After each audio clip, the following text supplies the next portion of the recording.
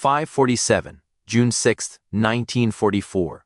The pre-dawn chill of Normandy seeped through the soldiers' uniform as the distant roar of Allied bombers echoed over the horizon. Mud clung to every boot, every hand, and the air was thick with the acrid tang of smoke from fires ignited hours before. Somewhere in the distance, the restless clang of German patrols mixed with the low, ominous rumble of armored divisions waiting to strike. The beachheads were still hours from seeing the first waves of American, British, and Canadian troops, but inland, the shadow of armored threats loomed large, and it was here, in the tangled hedgerows of Normandy, that a little-known, almost laughable invention would test its mettle and surprise everyone. It was called the flame barrel trap. To many in the military hierarchy, it was nothing more than a desperate, last-minute contraption, a barrel filled with fuel, rigged with explosives, and buried strategically in the path of advancing tanks. Engineers whispered about it with skepticism. Officers laughed at it openly during meetings. You can't stop a panzer with a barrel of fire, they said.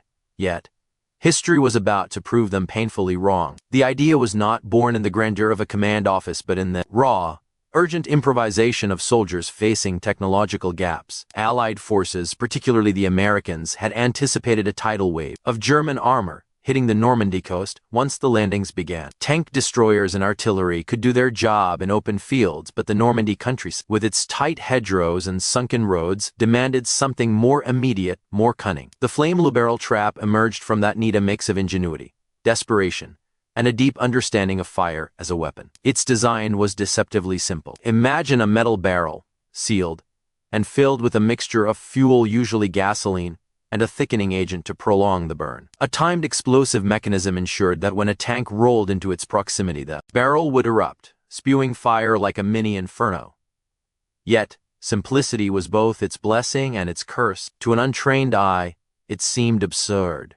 Could a few barrels possibly stop a 30-ton Panther tank barreling through a hedge? Engineers who worked tirelessly to perfect anti-tank devices considered it a novelty at best and a potential hazard at worst. To understand why such an invention existed, we need to look back at the broader context. By early 1944, the Allies had been meticulously planning Operation Overlord, the largest amphibious invasion in history. Weeks of reconnaissance, deception campaigns like Operation Fortitude, and massive stockpiles of men, vehicles, and equipment were all focused on one goal: breaking through the Atlantic Wall. But intelligence reports highlighted a sobering fact. The Germans had fortified every possible route. Their panzer divisions were experienced, and their defensive doctrine relied heavily on rapid armor counterattacks. Standard anti-tank weapons could delay them, but delaying wasn't enough. The Allies needed a psychological shock, a tactical surprise. That's where creative field solutions became vital. Behind the scenes, units experimented with every imaginable way to hinder German armor. Some ideas were wildly ambitious, others bordered on the ridiculous. The flame barrel trap fell into the latter category. Soldiers whispered about it in bunkers, half in fear, half in amusement. They joked about how anyone who thinks fire can stop a tank probably also believes in magic. Yet, fire had a terrifyingly tangible advantage. It could cause chaos, halt momentum, and, more importantly, create confusion among German crews who had never encountered such unpredictable hazards. Meanwhile, back at training depots in southern England, American engineers were running tests with mock tanks. Soldiers watched in awe as barrels detonated, flames leaping 10 feet into the air, consuming wooden mock-ups in seconds. The sight was both thrilling and terrifying. Some units refused to trust it. Others saw its potential. The debates mirrored larger conversations in military history. Do you rely solely on conventional, predictable weapons, or do you embrace innovation, even when it looks laughable? Normandy would become the proving ground. By late May 1944, the flame barrel traps were being stockpiled and secretly positioned in key defensive choke points along potential German advance routes. Soldiers tasked with planting them often worked under cover of darkness, navigating the uneven, rain-soaked terrain. Imagine crawling through hedgerows, knowing that the slightest misstep could ignite the very weapon you carried. Sweat and fear mixed with the smell of wet earth and oil. Each barrel became a silent sentinel, a ticking promise of fiery resistance against the looming threat of German armor. Historians often overlook these small, improvised devices, focusing instead on tanks, bombers, and massive artillery barrages. But the flame barrel trap is a testament to something deeper, the human instinct to adapt, to improvise, and to leverage even the most modest resources against seemingly insurmountable odds. It was a simple invention, yet it embodied the complexity of war, how courage, creativity, and sometimes sheer audacity could tip the scales in moments of desperation. And so, as the hours ticked closer to the initial landings, the stage was set. Allied forces stormed the beaches, paratroopers dropped behind enemy lines, and the chaos of war began in earnest. Amidst this maelstrom, hidden in the Normandy countryside, the flame liberal traps waited silently. Soldiers who had once doubted them now held their breath, unsure if these barrels of fire could truly make a difference, or if they were just a dangerous joke against an armored nightmare. But what happened next would not only vindicate the device it would become, one of the small yet unforgettable stories of ingenuity during D-Day.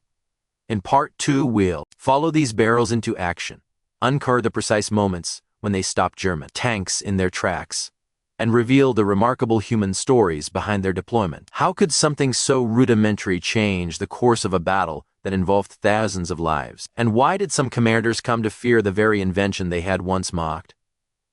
3:12, June 7, 1944. Normandy's morning fog hung low over the hedgerows, turning familiar farmland into a ghostly labyrinth. Birds were eerily silent, and the only sounds were the distant rumble of engines and the occasional sharp report of rifle fire. The first waves of German tanks were advancing faster than intelligence had predicted. Crews inside their Panzer IVs and Panthers were tense but confident. After all, what harm could a few barrels of fuel possibly do?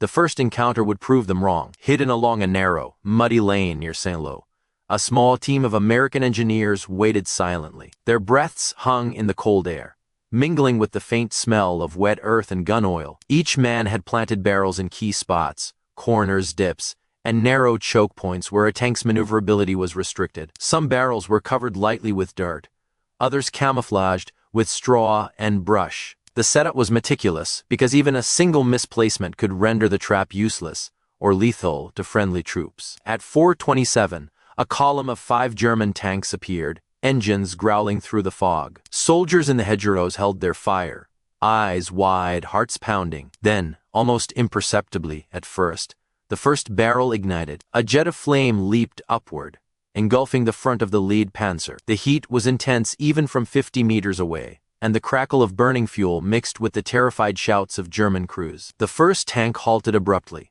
trapped in a fiery choke point. Its crew scrambled, trying to extinguish the flames, but panic set in. The second tank, unsure whether to advance or retreat, collided slightly with the first, creating chaos in the column. Engineers behind the barrels could only watch, their hands trembling not from fear of the enemy, but from the realization that their crude invention was actually working. By 4:35, the narrow lane had become a scene of controlled mayhem. One by one, German tanks hit the strategically placed barrels. Flames erupted, smoke curled into the sky, and the once confident armor advance slowed to a crawl. Accounts from the 2nd Armored Division, after the battle, mentioned crews abandoning vehicles, blinded by smoke or trapped by fire. Tank commanders radioed for reinforcements, only to find that the countryside itself had become a deadly obstacle course. What made the flame barrel trap particularly effective wasn't just the fire, it was the unpredictability. Unlike mines or artillery, which required precise targeting, the barrels created zones of terror. The German crews could not anticipate which path would lead to the next inferno. Soldiers later described hearing the screams of engines overheating, hatches melting, and the smell of burning fuel filling the morning air. For a brief, terrifying moment, a handful of barrels turned the course of an armored advance into chaos. The psychological impact was profound. German crews, trained to trust in the armor and firepower of their machines, now faced a new threat, a weapon that seemed random, inescapable, and deadly. Memoirs from Panzer officers later recount how even experienced tankers hesitate when approaching narrow lanes, fearing the sudden eruption of fire. Some even ordered their units to pull back, disrupting broader operational plans. The flame barrel trap had done what no one expected. It bought precious time for advancing infantry and artillery units. Meanwhile, Allied engineers and infantry observed from hidden positions, adrenaline surging. Reports from the field highlight an almost surreal scene. Tanks immobilized in mud, fires consuming metal, and the deafening crack of fuel explosions echoing through the hedgerows. One private recalled later, "We couldn't believe it. These barrels, the ones everyone laughed at, were stopping the tanks. It was like watching a miracle, only it was real, and it was deadly. The technical simplicity of the device also allowed for rapid deployment. Soldiers could reposition barrels within minutes, adapt to the changing movement of German armor, and even coordinate multiple fire zones. Some teams experimented with stacking barrels or linking them with simple tripwires, effectively creating chains of flame. The ingenuity on the ground rivaled the precision of any conventional weapon, demonstrating that in war, creativity could sometimes rival sheer firepower. But the flame barrel trap's effectiveness was not just in its immediate impact. It forced the Germans to rethink their approach. Commanders who had initially mocked the contraption began issuing orders to advance with extreme caution. Tanks that might have broken through hedgerows now slowed to a crawl. Artillery adjusted fire patterns to compensate, and infantry support became disorganized. In several documented instances, entire panzer divisions diverted to avoid areas where traps had been deployed, delaying their counterattacks and giving the Allies crucial breathing room. Interestingly, the flame barrel trap also highlighted the human cost and courage required to deploy it. Engineers had to place the barrels under cover of darkness, often within meters of enemy patrols. Any miscalculation could ignite the fuel prematurely or leave the soldier exposed. Yet, those who undertook these missions displayed remarkable calm under pressure, balancing fear with determination. Diaries from June 1944 reveal moments of quiet heroism. A sergeant crawling across mud to set the last barrel, a young private holding his breath as flames erupted mere meters from his position. Even beyond the immediate battlefield, the flame barrel trap captured the imagination of military tacticians. Manuals and after-action reports praised its ingenuity, noting that unconventional solutions could offset technological imbalances. It became a small but shining example of adaptive warfare, a reminder that not all victories rely on tanks, guns, or bombers. Sometimes, survival depends on resourcefulness, courage, and a willingness to embrace the unexpected. Yet, there were dangers and limits. Some barrels misfired or were triggered prematurely, injuring friendly troops. Rain and mud could dampen effectiveness, and sharp-eyed German crews soon learned to approach suspicious lanes with caution. Nevertheless, its successes far outweighed its failures, and by the end of the first week of the invasion, the flame barrel trap had carved its place in history. As Part 2 closes, one question lingers: how could such a rudimentary, almost comical invention have altered the course of a battle as vast as Normandy? And how did ordinary soldiers armed with little more than barrels of fuel and ingenuity confront one of the most feared military machines of the era? In Part 3, we'll follow the climactic moments when these traps stopped entire panzer columns, explore the heroic stories of the men behind them, and reflect on the lasting legacy of innovation under fire. Section 3. June 8, 1944. The sun was beginning to pierce the fog over Normandy, casting long, eerie shadows across the shattered hedgerows. Smoke still curled from the remnants of barrels that had ignited the previous night, and the acrid smell of burning fuel clung to everything: earth, uniforms, and steel alike. German tank crews were weary, their confidence shaken by a series of unexpected obstacles that had slowed their advance and cost them men and machines. Meanwhile, the men who had placed the flame barrel traps were exhausted but alert, ready for the next wave. The battlefield had become a theater of anticipation, tension, and deadly improvisation. By mid-morning, a new column of German panzers approached a narrow country road near the village of Carentan. These were among the most seasoned crews, and they had been warned of dangerous zones by fellow officers. Yet, nothing could fully prepare them for what awaited.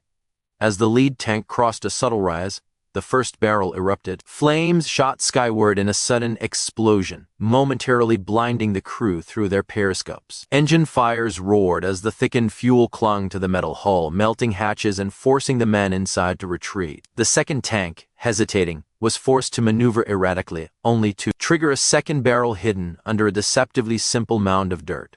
Chaos rippled down the line. Soldiers watching from hidden positions could hear metal twisting, alarms blaring inside the tanks, and shouts of panic from crews desperate to save their vehicles. For nearly an hour, the narrow lane became a deadly gauntlet. Barrels detonated in sequence, strategically spaced to maximize disruption. Infantry units supporting the tanks could do little but watch as the previously unstoppable armor faltered. Every tank that was halted, delayed, or damaged bought precious time for the Allied forces to consolidate positions, bring up reinforcements, and secure key objectives. The psychological effect was as significant as the physical destruction. German commanders began to hesitate, fearing that more hidden threats lurked in every dip or corner. The flame barrel trap had turned the tide in this sector of Normandy not by overwhelming force, but through ingenuity, timing, and the element of surprise. The stories from these engagements are both harrowing and heroic. One private, assigned to check on a misfired barrel, crawled through mud and shrapnel, risking his life to reposition it before the next wave. Another account describes a sergeant manually igniting a delayed barrel to prevent a tank from crushing a friendly squad. Each act exemplified courage under pressure, the kind of bravery that history often overlooks because it doesn't come with medals or headlines. Yet it shapes the outcomes of battles in profound ways. Technical observers noted something remarkable. Despite its simplicity, the flame barrel trap had achieved what advanced weapons sometimes could not: coordination between human ingenuity and environmental advantage. Unlike artillery, which required precise targeting and coordination, or mines, which relied on predictable movement, the barrels allowed soldiers to exploit terrain, force hesitation, and induce chaos. It was the kind of asymmetric advantage that turned a small number of men into a force multiplier against a technologically superior opponent. By late afternoon, reports confirmed that the trap had directly halted multiple tank columns, destroyed or disabled several vehicles, and delayed German counterattacks that could have endangered the entire beachhead. Soldiers in command posts began to take notice, no longer laughing at what they had once considered a desperate gimmick. Engineers and field officers documented its success meticulously, ensuring that lessons learned could be replicated elsewhere. Yet, even as the utility of the flame barrel trap was celebrated, there was an underlying humility that victory was not the result of sheer might, but of human creativity applied under extreme pressure. In the days following the initial deployment, German troops began to adapt, attempting to detect and neutralize the hidden barrels. Some areas became dead zones, with crews avoiding routes where traps had been reported. This, in turn, allowed Allied forces to maneuver with greater freedom, reinforcing the strategic impact of these small, improvised devices. A few historians argue that without such innovations, the cost in lives and time for securing key objectives in Normandy might have been significantly higher. The legacy of the flame barrel trap extends beyond its immediate tactical effect. It stands as a testament to the ingenuity and courage of soldiers operating under constraints where conventional solutions were insufficient. In military archives, it is recorded not as a grand invention but as an example of improvisation, saving lives and shaping outcomes. In a broader sense, it reminds us that warfare is not only a contest of machine and strategy, but also of creativity,